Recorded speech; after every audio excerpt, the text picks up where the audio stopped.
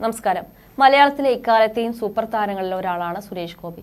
തീപാറും ഡയലോഗുകളും ആക്ഷനും ഒക്കെയായി സിനിമയിൽ സജീവമായിരുന്ന അദ്ദേഹം ഇടയ്ക്ക് വെച്ച് രാഷ്ട്രീയത്തിൽ പ്രവേശിക്കുകയായിരുന്നു. വരനെ ആവശ്യമുണ്ട് എന്ന ചിത്രത്തിലൂടെയാണ് അദ്ദേഹം വീണ്ടും സജീവമായത്.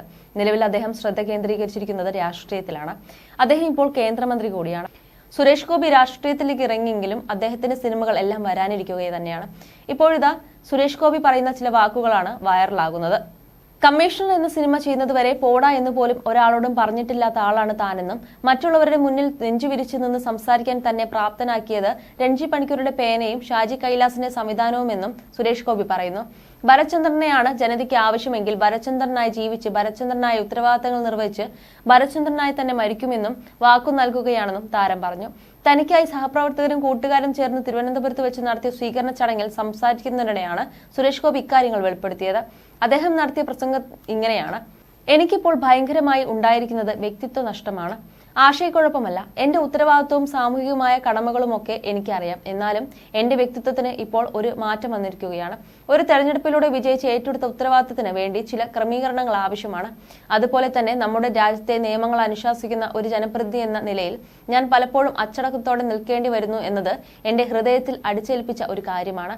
അതിന്റെ പേരിൽ എന്റെ സ്വന്തം ചോദ്യം ചെയ്യപ്പെടുന്നു എന്ന ഒരവസ്ഥയുണ്ടെങ്കിൽ ഞാനതിൽ നിന്ന് രക്ഷ നേടാനായി കാത്തിരിക്കുന്നു എന്ന കാര്യവുമാണ് ഞാൻ ആത്മാർത്ഥമായി മോഹൻലാലിനോടും രഞ്ജിത്തിനോടും ഫോണിൽ കൂടി പറഞ്ഞത്.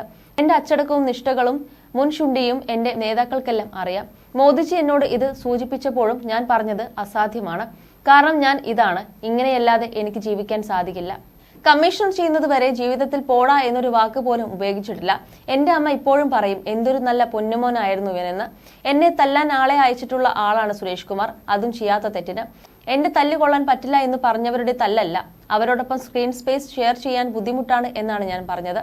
അത് ഇനിയും അങ്ങനെ തന്നെ. അതിൽ മാത്രമാണ് അന്ന് നടന്നത്. അത് പറഞ്ഞതിന് അന്ന് റഹ്മാനെ പൊക്കിക്കൊണ്ട് നടക്കുന്ന സുരേഷ് കുമാർ ആഹാ അവൻ അങ്ങനെ പറഞ്ഞു, അവൻ നായറാണെന്നൊന്നും ഞാൻ നോക്കില്ല, ഇവിടെ വാട അടി അവനെ എന്ന് പറഞ്ഞ മഹാനാണ് ഇന്ന് കേരളത്തിൽ മുഴുവൻ എന്റെ ഇരട്ട സഹോദരനായി അറിയപ്പെടുന്ന ഈ സുരേഷ് കുമാർ. അന്ന് റൂമിനകത്ത് പേടിച്ചിരുന്നു ഫോൺ എടുത്ത് ഞാൻ ഒരു തെറ്റും ചെയ്തിട്ടില്ല എന്ന് പറഞ്ഞ ഇടത്തുനിന്ന് കമ്മീഷനിലൂടെ ഞാൻ പരിണമിച്ചു വന്നെങ്കിൽ ഇന്ന് സുരേഷ് കുമാർ എന്നെ തല്ലാൻ ആളുകളെ വിട്ടാൽ ആ ആളുകളെ ഞാൻ തല്ലി ഓടിക്കും. സുരേഷ് കുമാറിന്റെ നെഞ്ചും ഞാൻ ഇടിച്ചു തകർക്കും. അതിലേക്ക് എന്നെ വളർത്തിയത് രഞ്ജി പണിക്കരുടെ പേനയും ഷാജിയുടെ കയ്യിലിരിപ്പുമാണ്. രാഷ്ട്രീയത്തിൽ വന്നതിന് ശേഷം നിങ്ങൾ കാണുന്ന സുരേഷ് ഗോപി അല്ല യഥാർത്ഥ ആൾ എന്ന ആരോപണം വരുന്നുണ്ട്. എതിർ രാഷ്ട്രീയക്കാർക്ക് എന്നെ ചെറുതാക്കുന്നത് അവരുടെ ആവശ്യമാണ്. ഞാൻ എന്തല്ല എന്നത് വലുതാക്കി കാണിച്ച് എന്നെ മോശക്കാരനാക്കാൻ ശ്രമിക്കുന്നവർക്കെതിരെ എന്നെ ജയിപ്പിച്ച് എനിക്കൊപ്പം നിന്ന ജനതയാണ് എന്റെ ദൈവം. അവർക്ക് രാഷ്ട്രീയമേ ഇല്ല. എന്നെ വിശ്വസിച്ച് ഇറങ്ങി വന്ന് എനിക്ക് 5 മക്കളെ സമ്മാനിച്ച ഭാര്യയെ ചോദ്യചിഹ്നമാക്കി മാറ്റുന്ന തരത്തിൽ ഒരു വക്ര ഭരണ രാഷ്ട്രീയ നീക്കം ഉണ്ടായി. അന്നാണ് ലോകമെമ്പാടുമുള്ള സ്ത്രീപക്ഷത്തു നിന്ന് ഇത്രയും ശക്തമായി എന്റെ പിന്നിൽ അണിനിരുന്നത്. ഭരചന്ദ്രന്റെ ഒരു ശുണ്ഠി എന്റെ രക്തത്തിലല്ല, ഹൃദയത്തിലുണ്ട്. ആ ഭരചന്ദ്രനെയാണ് ജനതയ്ക്ക് ആവശ്യമെങ്കിൽ ഞാൻ ഭരചന്ദ്രനായി ജീവിക്കും, ഭരചന്ദ്രനായി പെരുമാറും, ഭരചന്ദ്രനായി എന്റെ ഉത്തരവാദിത്തം നിർവഹിക്കും, ഭരചന്ദ്രനായി തന്നെ മരിക്കും എന്ന് വാക്കു നൽകുകയാണ്. എന്റെ ഹൃദയത്തിൽ നിന്നുണ്ടാകുന്ന വികാരം അടിച്ചമർത്തിയിട്ടില്ല, മറച്ചുവെച്ചിട്ടില്ല. ഇഷ്ടമില്ലാത്ത എന്തു കാര്യവും ഞാൻ തുറന്നു പറഞ്ഞിട്ടുണ്ട്. എന്റെ ജീവിതത്തിൽ പല വിഷയങ്ങളുണ്ടായപ്പോഴും കേസുകളുണ്ടായപ്പോഴും മോഹൻലാൽ എന്ന മനുഷ്യൻ വിളിക്കും, സുരേഷ് ഞാൻ എന്താണ് ചെയ്യേണ്ടത്? ഒന്നും ചെയ്യേണ്ടതില്ല, നിങ്ങൾ നിങ്ങളെ തന്നെ സംരക്ഷിച്ചു കൊള്ളുക. ഞാനൊരു കുഴിയിലാണ്, ഞാൻ ഈ കുഴിയിൽ നിന്നും കയറി വരും, പക്ഷെ നിങ്ങൾക്കതിനായെന്ന് വരില്ല. ഈ കുഴിയിലേക്ക് ഇറങ്ങരുത്. ഇതാണ് ഞാൻ അദ്ദേഹത്തോട് മറുപടിയായി പറഞ്ഞത്. ഇപ്പോൾ പലരും കുറ്റം പറയുന്നുണ്ട്, അമ്മയിൽ ചെന്നപ്പോൾ എല്ലാവർക്കും എന്തൊരു സ്നേഹം, ഇവരൊക്കെ ഇലക്ഷൻ പ്രചാരണ കാലത്ത് എവിടെ പോയെന്ന്. ഞാനാണ് അവരെ വിലക്കിയത്. ഈ പരിഹാസം ഏറ്റുവാങ്ങാൻ അവരൊരു പാപവും ചെയ്തിട്ടില്ല.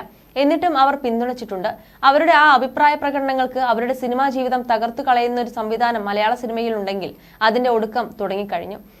ജീവത്യാഗം ചെയ്യേണ്ടി വന്നാലും ശരി തന്നെ, അത് ഒടുക്കിയിരിക്കും. ഇതൊന്നും ഒരു മന്ത്രിയായി ഞാൻ സംസാരിക്കുന്നതല്ല. സിനിമയിൽ നിന്ന് ഒരുപാട് ചവിട്ടും കുത്തും ഏറ്റുവാങ്ങിയ ആളാണ് ഞാൻ. ഒരച്ഛനായും മകനായും ഞാൻ ആ വേദന നിങ്ങൾക്ക് മുന്നിൽ പറയും എന്നാണ് സുരേഷ് ഗോപി പറഞ്ഞത്.